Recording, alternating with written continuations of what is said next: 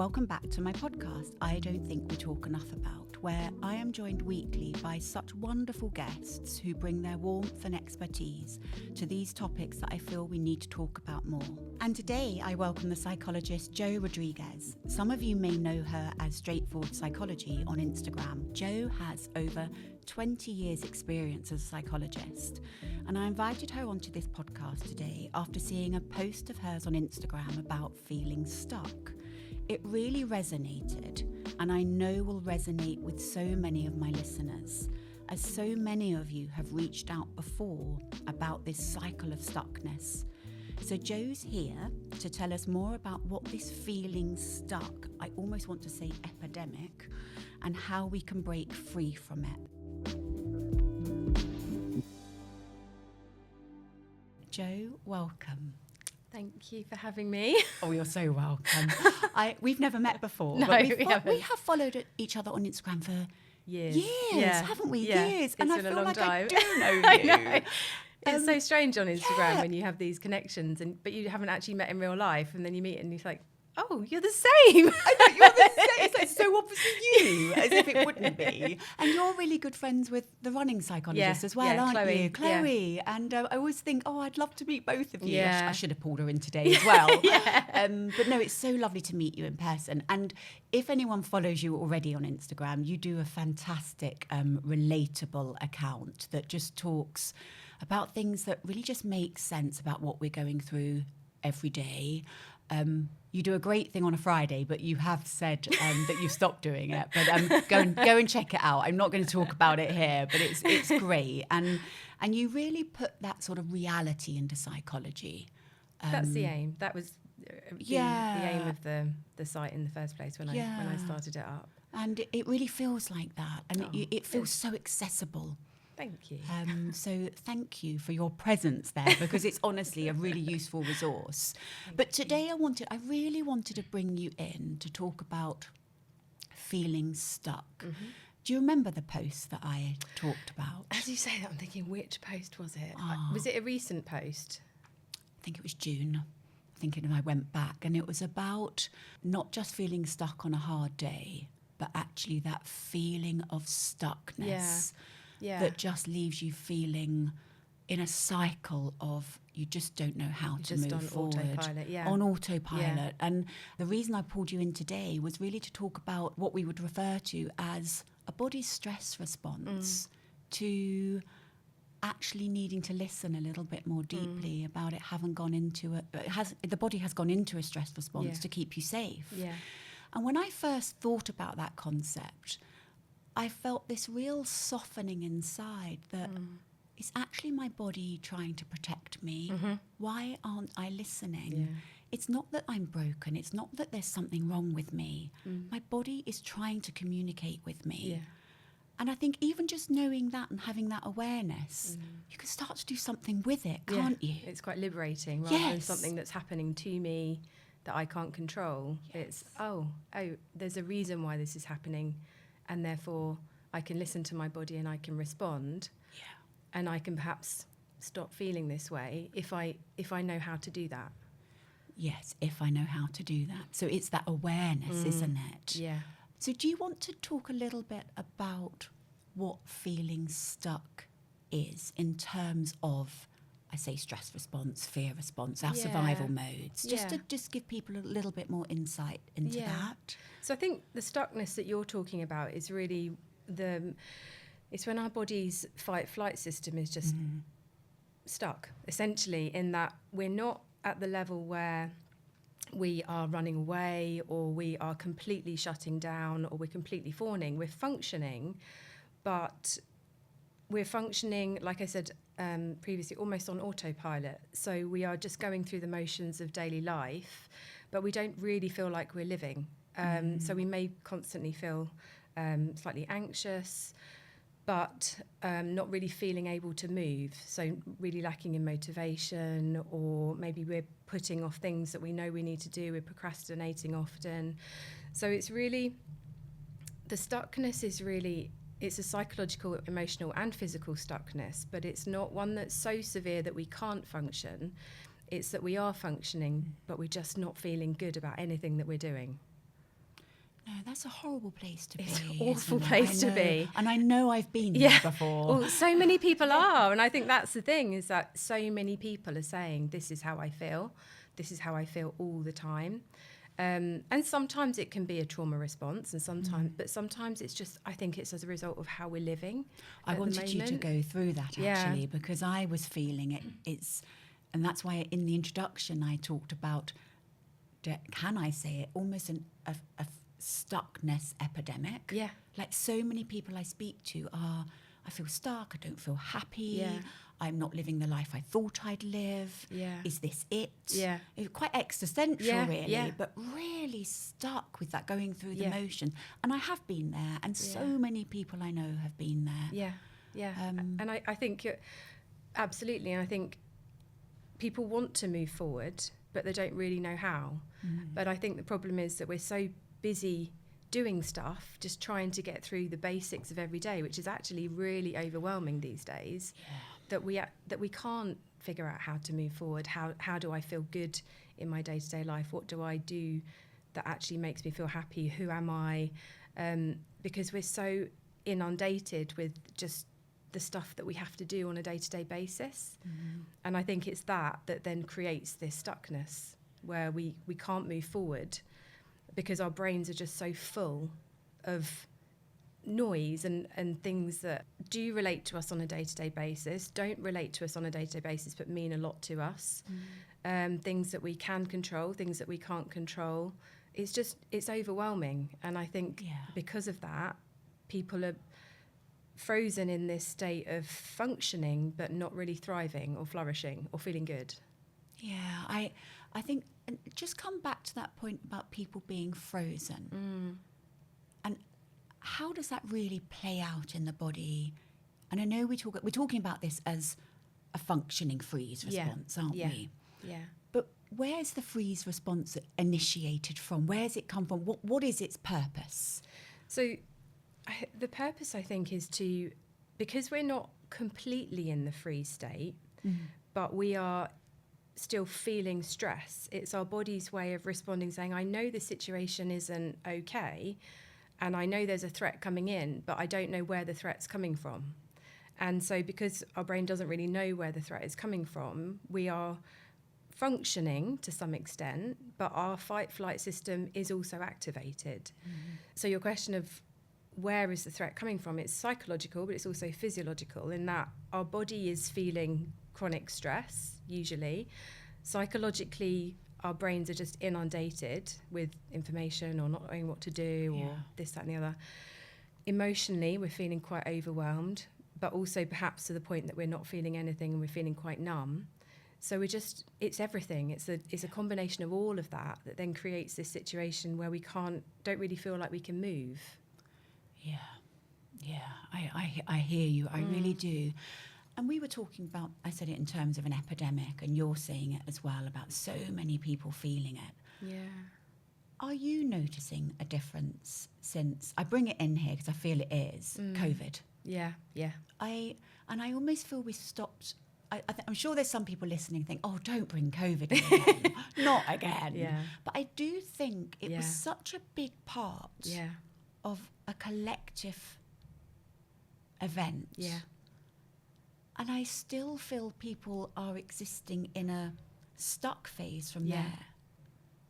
That still I'm finding people haven't gone back to who they were before COVID. Yeah. I know we all change, but life isn't the same either. No. And where our bodies and our nervous systems have had a familiarity for so many years, something so big altered it. Yeah.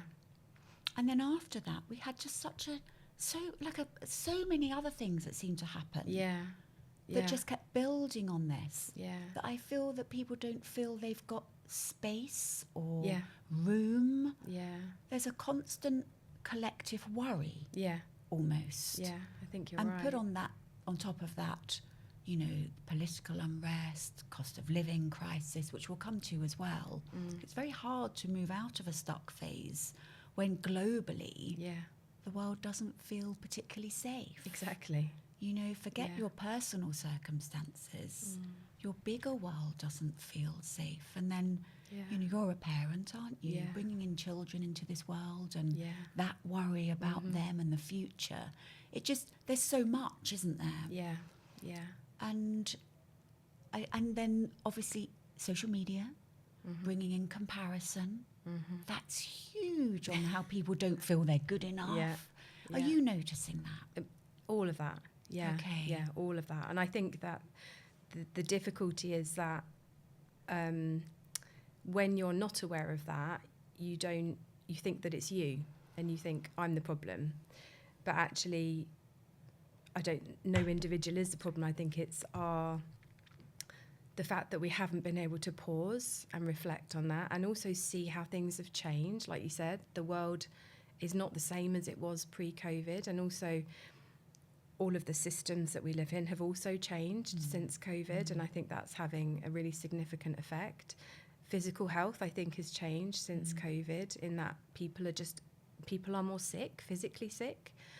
All of this has had such an impact, but people are not really able to sit back and see that. You have to be able to sort of almost step back and recognise and then reflect and see all of that's happening or has happened to have any chance of pulling yourself out of that or moving forward. Yeah. I think it's almost sometimes too hard to see that when you're in it. And it's that advice we often give, isn't it, about take that step back that we so often fail to do. Come back to what you were saying about decline in physical health.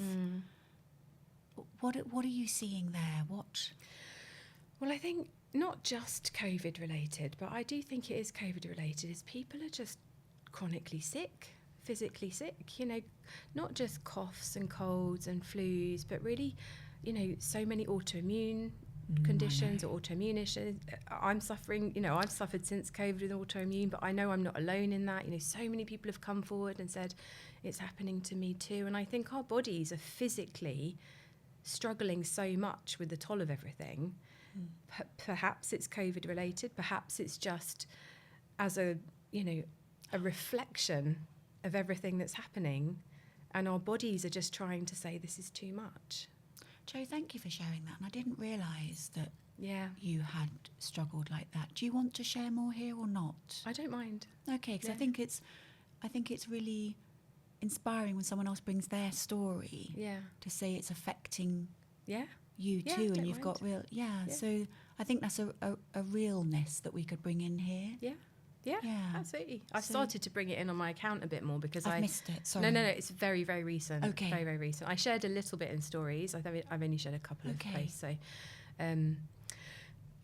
because I think it is something that so many people are going through. But, you know, it's also my health. I have a background as a health psychologist. I find it quite ironic that, you know, I came into the profession as a health psychologist and now I have a chronic physical health condition, which is just, you know, so it can happen to anybody. Nobody's immune to this. Nobody's individually to blame or responsible. And you can know everything about, you know, trauma and, you know, how to look after yourself physically and how to exercise and how to eat well, and things can still happen to you. So I think it's happening to people more since COVID.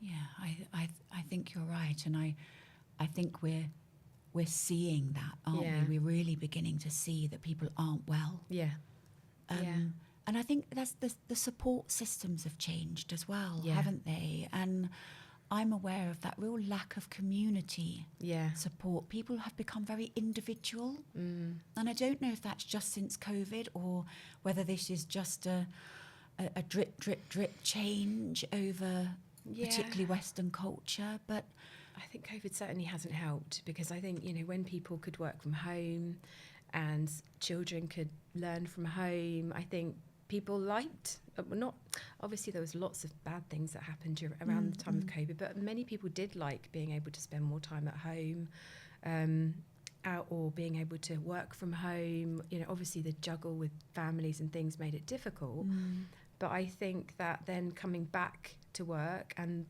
people have maintained that children have struggled going back socially, and I think I'm definitely seeing a lot more social anxiety as well.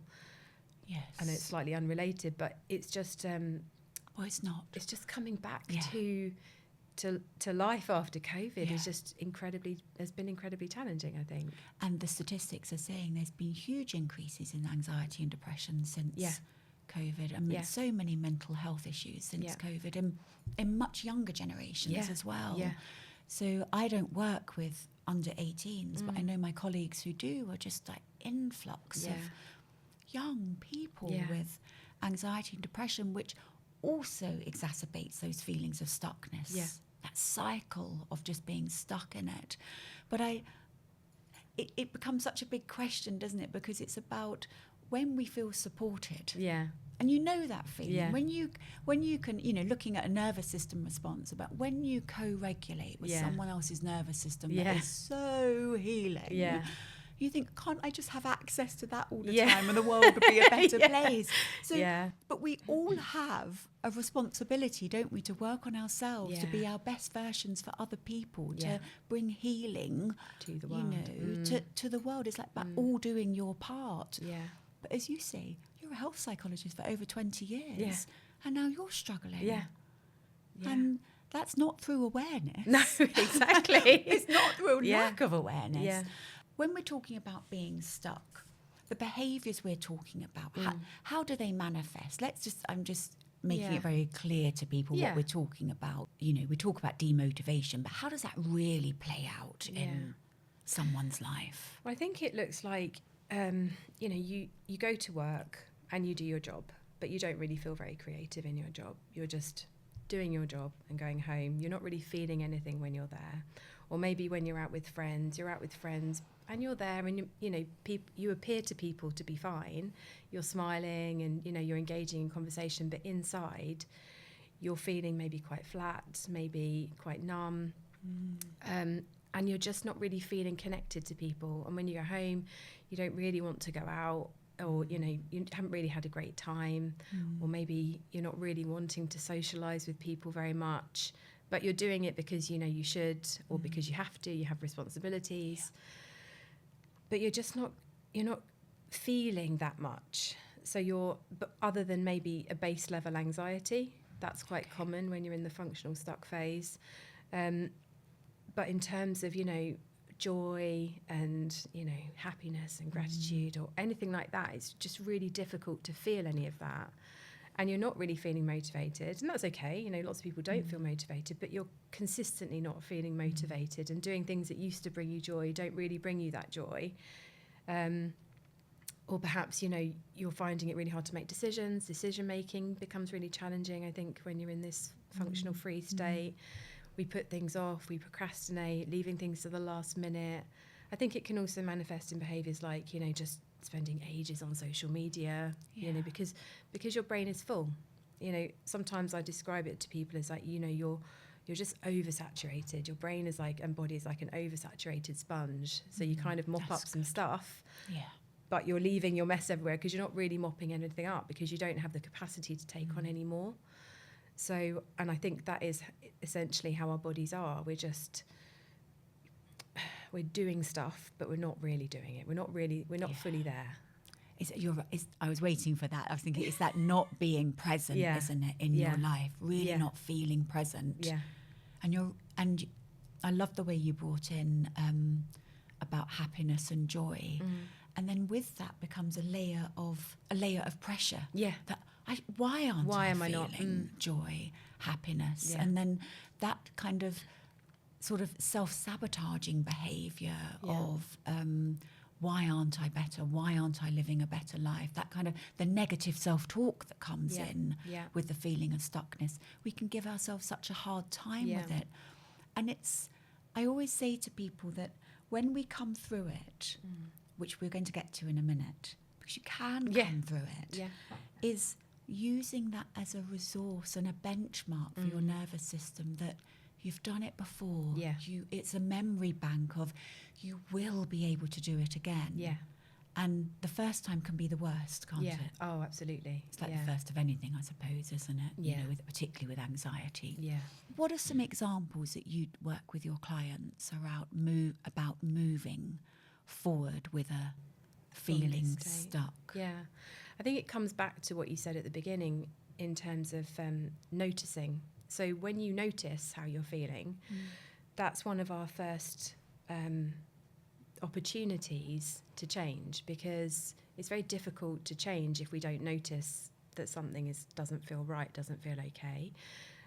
So noticing how we're feeling, but then also recognising we don't need to feel bad about how we're feeling. We can remove the guilt, we can remove the shame, we can remove the criticism, you know, as you said, because we can feel bad about how we feel if we don't feel okay, but we think there's lots that we should feel happy about. And we can recognise, first of all, compassion comes in. I think, you know, learning to be compassionate with ourselves when we're not feeling good. And then also trying to tune in and say, well, what is my body telling me? What do I need? And often it is slowing down, doing less, because we feel like we need to do more. The more we do, the better we'll feel. And actually, I don't think we do need to do more. We need to do less. We need to slow down. We need to recognise that happiness is not in stuff. It's learning to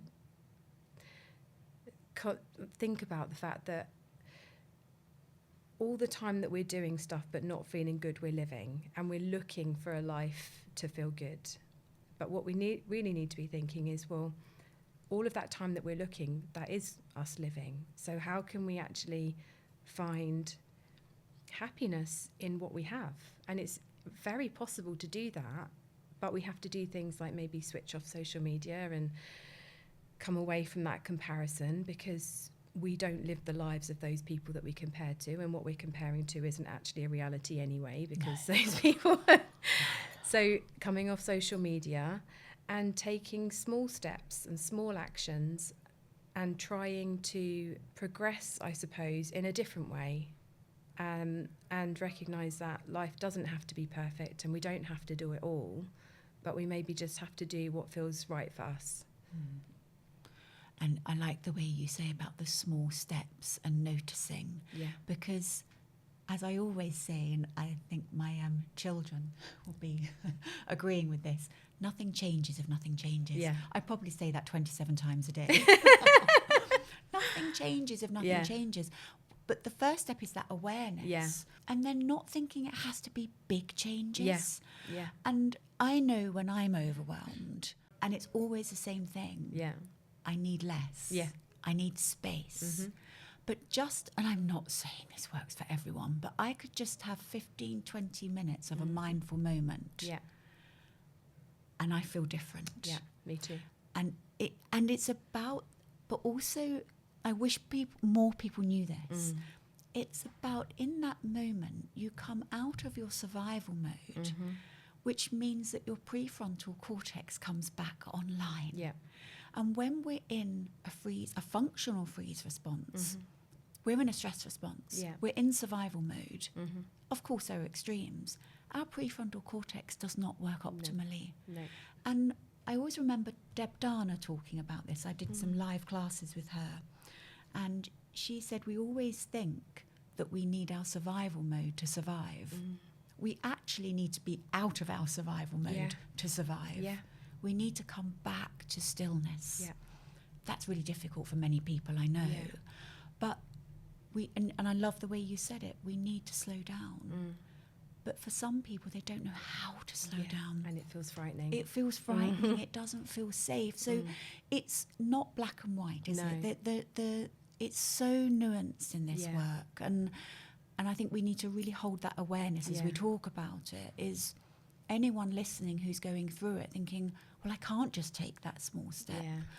Well, then you might need a bit more professional help, and reach out to people you trust, because we're not saying just don't go on social media and you'll stop feeling stuck. Exactly. It's not as simple as that. No. But as you said, I want to say this lightly, we have a responsibility to ourselves to have agency for the steps we do take. Yeah.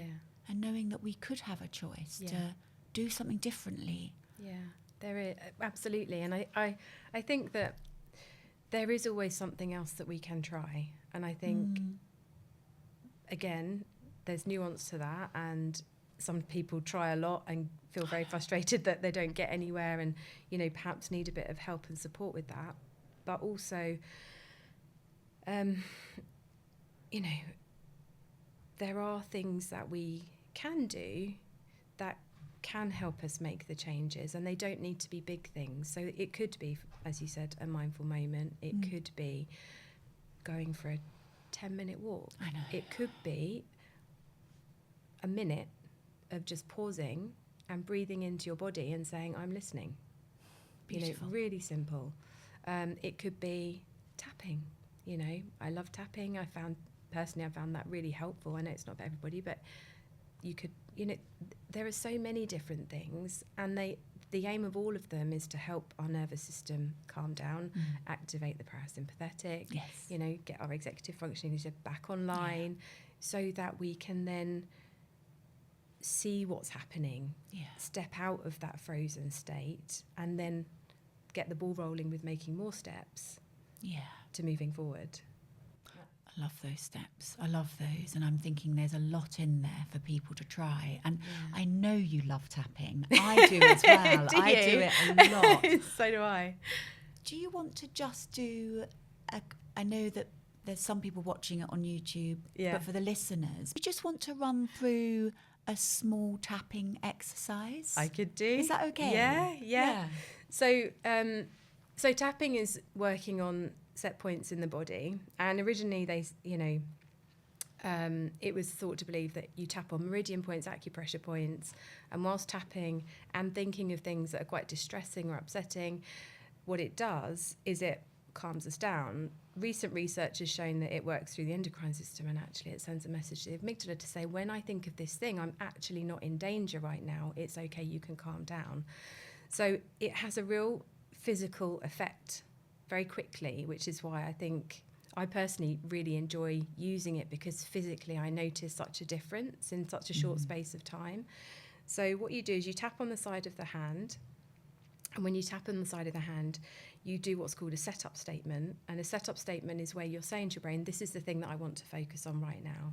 And sometimes you might want to write some notes before you do some tapping. Sometimes you can do it in the moment if you're feeling really stuck. For example, you could do this. Even though I'm feeling really stuck right now, I accept how I feel. And you're not saying, I'm happy about how I feel, but you're saying, I accept that this is where my body's at right now. So even though I feel really stuck right now, I accept how I feel. And you say it 3 times. Even though I feel really stuck in this moment right now, it's where my body's at. And then what you do is you tap on the individual points. You do the inside of your eyebrow, and you use your fingertips. So your first and your second finger, is that your index and your middle? Finger, index, And you do what's called a repeater statement, where you're saying to your brain, I'm feeling really stuck. And you can keep it really simple. And then you go to the outside of your eyebrow and you tap and you say, I'm feeling really stuck in this moment. And then you can move to perhaps how you feel in your body. So the next point is under our eye. And you say, maybe I feel that in my chest. I feel this tightness in my chest. And then you go to under your nose and you just do a few, 10, 20 taps. I feel the tightness in my chest. And then you go to under your lips. How else might we feel? I feel like I just can't move forward in life. And then we go to our collarbone. I actually love just tapping on the collarbone, because I find this one really helpful on its own. And you can use all of your fingertips for this one if you want to. Feeling really stuck in my body, feeling really stuck in my mind, feeling really stuck in my life. And then we go to underarm. So for women, it's sort of on your bra line. It's like a couple of inches down. I would say a hand width. Hand width. Yeah. I like that one because it really vibrates. Yeah, it does. Through, yeah. And then the top of your head. So all over the top of your head, feeling really stuck. And you would do a few rounds of this if you're just sticking on one thing, trying to work on a feeling in the moment. I like to finish as well with just like a hand on the belly, maybe a hand on the heart, and just one deep breath. Yeah. And release. And it's just it really helps the body to feel a bit calmer, and then maybe help us progress out of that stuckness. And you could do more tapping rounds. So often when you notice a shift, So sometimes I might notice that I'm feeling calmer. So then I'll do another round. Yeah. So I'm noticing I'm feeling calmer right now. So I'll reinforce what my body's telling me. I'm not trying to bring in false positives. I'm not trying to ignore negative feelings, or not negative, but no emotion's negative, but difficult emotions. I'm just being with what's there and noticing the change. I found it so relaxing just watching you, because it is so calming. And I felt myself really take a big inhalation of breath and relax. I could feel it physically. You can feel it, can't you? And even watching you, and that's why it can be quite beautiful to do this practice with someone, can't it? Because it's two nervous systems working together. Absolutely. To bring calm. Yeah. And exactly what you said happened to you does happen, in that it's called borrowing benefits. You can get benefits from it even if you're not doing it, just by watching someone do it. No, I feel really We should have started off doing that, shouldn't we? But it's such a useful practice for people. Yeah. And again, activating the parasympathetic nervous system, bringing our prefrontal executive functions back online, but also acknowledging the state we're in, not ignoring it. Yeah. And actually also by acknowledging it, you're telling yourself that you can handle it. Yes. Yeah. You're not avoiding it. Yeah. And we're also saying this situation is not threatening. Yes, I think that's really important to clarify. Yeah. Is that I'm handling this and it's not threatening. I find it, even just the hand one. Yeah. The other one I do a lot is the butterfly tapping. Yeah. So for people who are watching, but if not, hold your hands up in front of you, palms facing forward, cross your hands, link your thumbs, and you have your butterfly. Pop her on your chest, and just, we use this in EMDR as well, if people don't want to do the finger one. Yeah. And just that bilateral effect can be so calming. Yeah. And you can do that when you're watching television, when you're on the train, or, finding ways that just bringing that in. And I find myself really start to calm. Yeah.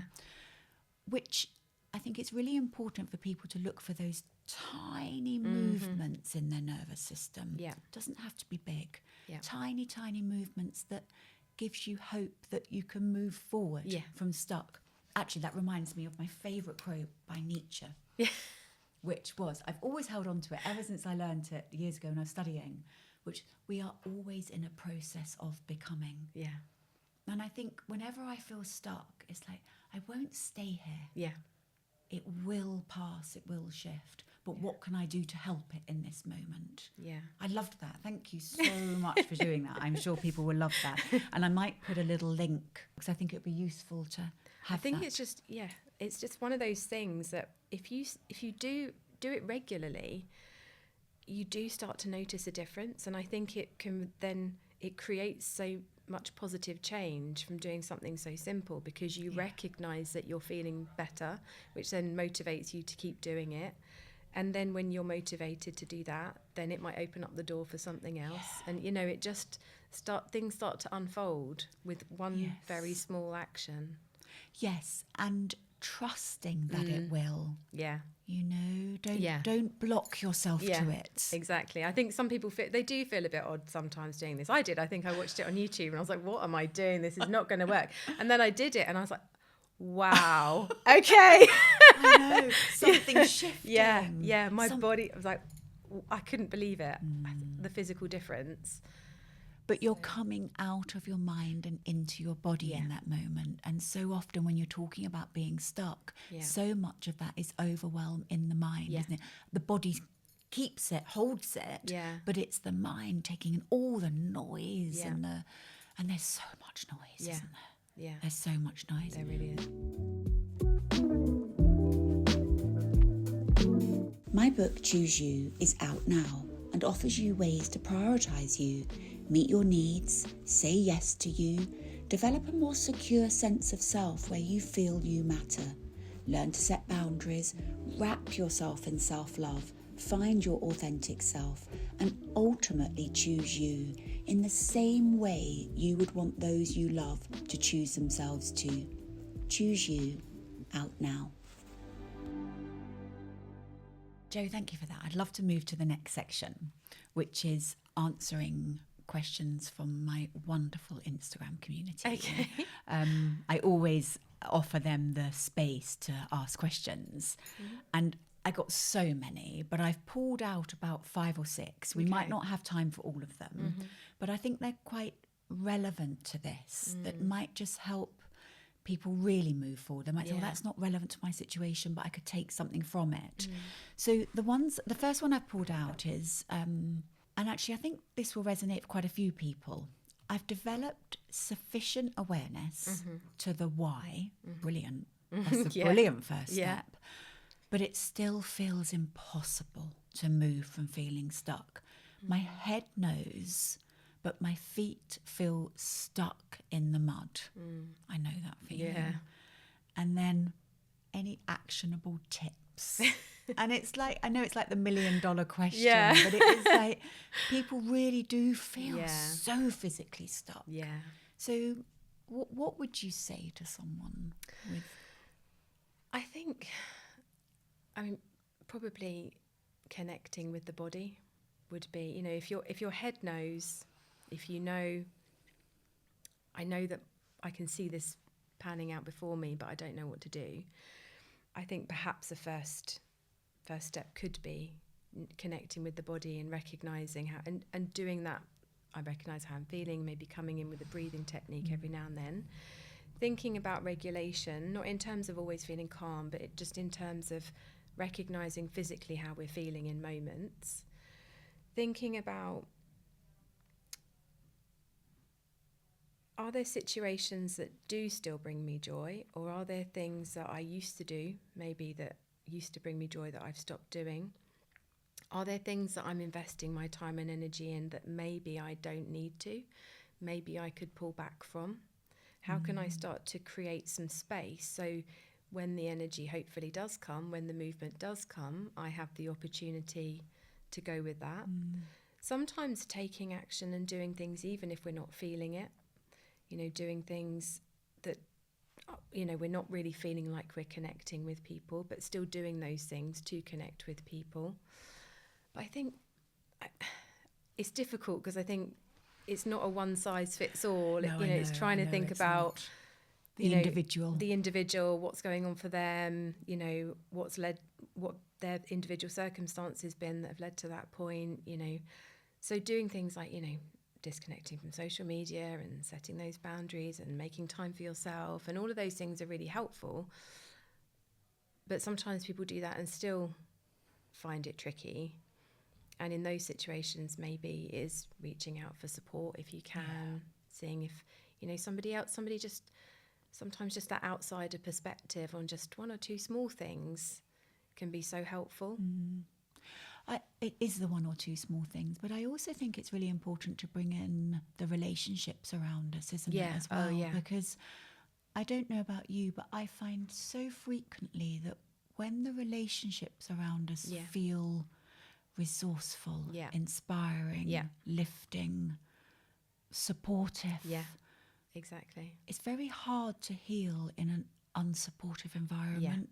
Yeah. And that feeling of feeling lonely in a crowd or feeling lonely around people is a reality, isn't it? Particularly in those stuck emotions. You just feel a little bit disconnected. That was the word. Disconnection. And so I always try and bring in the relational aspect. You know, who's in your life? And very often with stuckness, there's sadness, isn't there? And I know this is nuanced and I know everyone's different. But from my experience, there's a layer of sadness that just sometimes a loss or a grieving just drifts over someone that can make it very, very difficult to move forward. But I think taking a deeper look at the people around you, and then you mentioned boundaries. Boundaries is a really big subject on its own, isn't it? I know, and I've already discussed it on the podcast, and I think I will forever be discussing boundaries. I wish it didn't have to be quite like that. I wish the support was there in a nourishing, free-flowing way. But life's not like that, is Sadly, it isn't it's always, really not like that. So I do think it's worth looking at the people around you Absolutely. with regard to where your energy goes. Yeah, absolutely. And who am I around that gives me energy or makes me feel good, and who do I spend time with, and I leave the situation feeling drained and empty, and you know, how can I connect with people on a deeper, more authentic level? Are there people that I can be vulnerable with? You know, are there people that actually know all of me or know most of me, you know, or so absolutely. I think relationships are also so important, and community and connection, and also feeling like we value where we're spending our time, you know, and we're valuing what we're investing in, you know, finding meaning in life from doing things that actually mean something to us. Yes, you're right. That feeling of fulfillment that connects. But when we're feeling numb, nothing. No, it's just like a fog, isn't it? Yeah.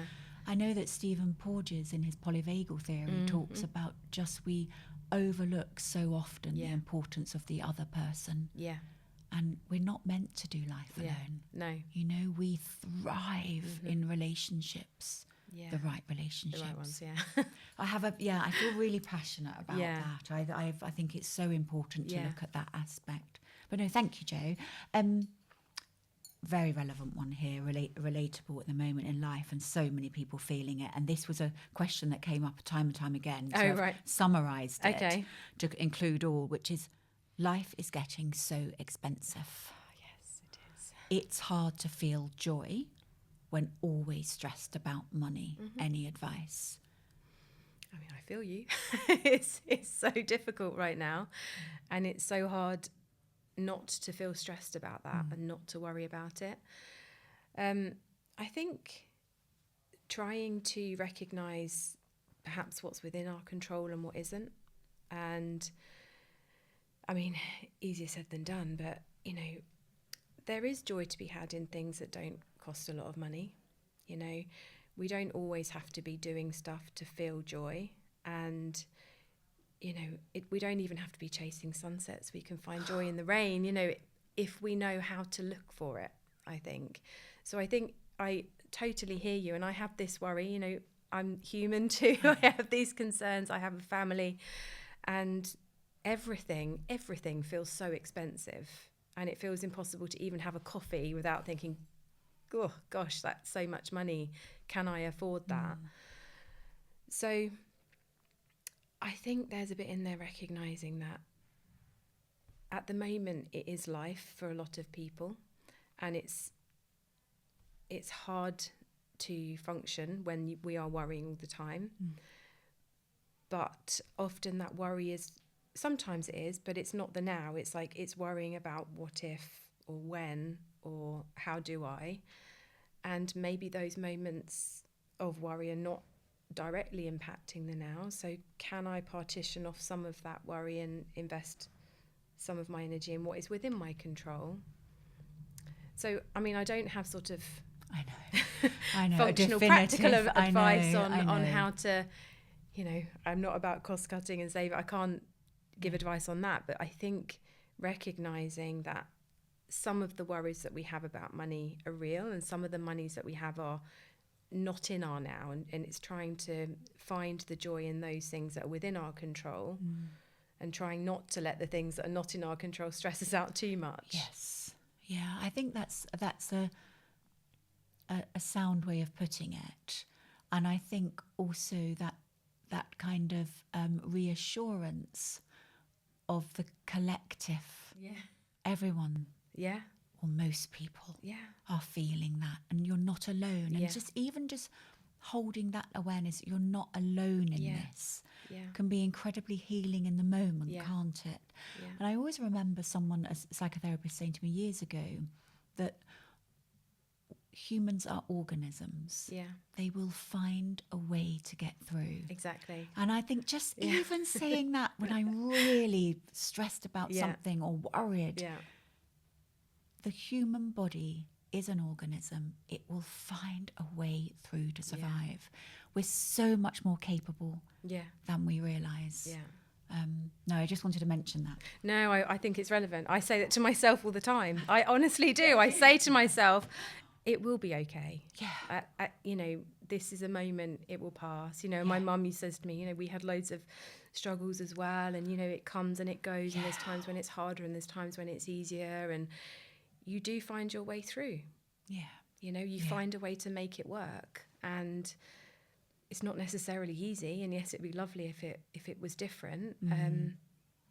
But equally, you know, every moment in time passes. Yeah, it does. Some are better than others. Yes, absolutely right. I think it's really important, particularly in this stuckness, how to navigate the stuck feeling when children grow up and become independent. Oh dear. I think I cried about this on my stories yesterday. Yeah. Oh no, I didn't my eldest see went it. to secondary school. Yeah. Oh, yeah. And I was so just you're really bawling my eyes Oh. out. Yeah. No, it's fine. It's life, isn't it? It is. It's hard. Oh, it is so hard. Oh, Yeah. it's such a moment, Yeah. isn't it? And a lived experience. All three of mine left home last year, within 6 months of each other. No, it broke me. Yeah. Broke me. Yeah. Just the emotion Yeah. of, it's just such a huge transition. It's a huge transition, but seeing it as not an end for No. me. So I'm answering the question now, but No, not go an for it. end, Yeah. but only because I went through it in such an extreme force. It's not an end, it's just something new. Yeah. And then that really helped me. This is something new. Something new will bloom from this. It's a new beginning. Yeah. It's just changing. Absolutely. But gosh, it was hard. Yeah. So you're right in it, because this was last year for me. Your day too. Well, he's still at home. He went to secondary school, but I think big shift. It's a huge, and I think, and it's also just allowing the emotion, you know, and actually cry if you want to cry, or, you know, it's okay to feel sad about this, because your life is not over, but your life is changing, and it's okay to recognize that. And yes, you know, your life can be amazing and probably will be amazing in a completely different way.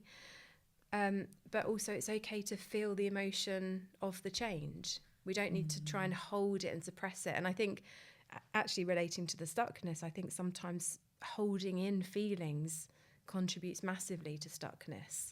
You know, when we're holding in the emotion, thinking that I need to be strong, I need to not, you know, show my tears, we need to let it out. You know, we need to let the emotions flow, and the more they flow, the more that they kind of wash over us and open up space for new emotions. Jo, I love that. And I almost think that's one of the most important feelings in moving through stuckness. Yeah. Feel the feeling. Yeah. If you can, I know that's difficult. We're Yeah. not just saying feel the feeling. Yeah. But if you can feel the emotion instead of holding it where it stays stuck. Yeah. And then our nervous system gets hugely overwhelmed and affected by it, and our body shows it in different ways. Yeah. If we can release it, Yeah. a cry feels good, doesn't it? Yeah. You always feel different after a cry. Massively. I had overwhelming response to the stories, and I was like, what am I doing posting myself? And I did this video of me crying, going, oh my God. But actually, so many responses, and everybody was saying, thank you, this is so relatable. And I was just thinking, you know, why don't we show ourselves crying more often? It's such a natural human process to go through. There's no shame in crying. And the next day I posted a video going, hi, I'm fine again, because I really did feel fine. I'm like, yesterday was yesterday, today's today. I feel completely different. But it's so important for psychologists to be showing those steps of what it really is like to be deeply human. Yeah. One day can be a complete washout. Yeah. And the next day you say, fine, I've dealt with it, it's fine. Yeah. But your body needed that in the moment. Absolutely did. I went to sleep with a headache, woke up, and I felt great. Completely dehydrated. Oh, and how did he get on? Oh, he didn't have a good day first day. I had to be honest. I was like, he didn't. But second day he did. When was second day? Today? Second day was yesterday. So first day was the day before yesterday. Okay. And he came home and we had tears, and he said, Mummy, it wasn't good, and this happened. And I was like, I felt so heartbroken. No, it's awful. We went for a walk, we had a chat, and then the next day he's like, I'm going to go again. You know, I'm going to do it differently. And then he came out. And And my son is autistic as well, so we, talk through how we do things. And he came out, and I was like, "How was it today?" Trying not to be like, "Please tell me it was good," because I don't want him to feel like he has to come out and say, "Yeah." And he said, "No, it worked, Mummy. I had a really good day." And inside, I was like, relief. Jo, but it's going to be up and down, isn't it? But of course it is. Oh, thank you for sharing life. that. Yeah. Thank you for sharing that. Oh, I do hope he enjoys the rest of his week. Yeah, me too. I really do. Yeah, and you. And then, Jo, the final question I ask all my guests is, what does it mean to you to choose you? Well, Jo, I thought about this question, so I've seen it on your previous podcasts and things, and I think for me personally, to choose me is to recognise that me as I am is more than good enough. I don't need to change to please anybody or to fit into any way of being.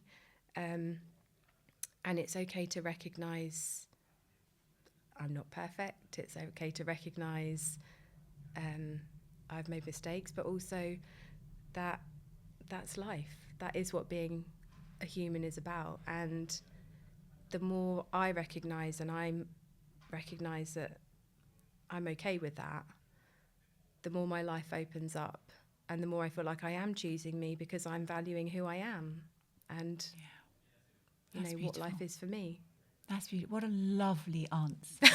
Oh, that's lovely. No, I love it. And particularly that bit about valuing you. Yeah. That was really wonderful to hear, because how many people actually say that about, I actually value myself? Yeah. That hit me in a way. So thank you for that. You're welcome. Thank you. Jo, it's been just so gorgeous to chat with you. It's gone so quickly. It's gone so quickly. And thank you. It's so lovely to meet you, and I can't thank you enough. I know my listeners will get so much from this. I hope so. Thank you so much. Thank you. Will you come back?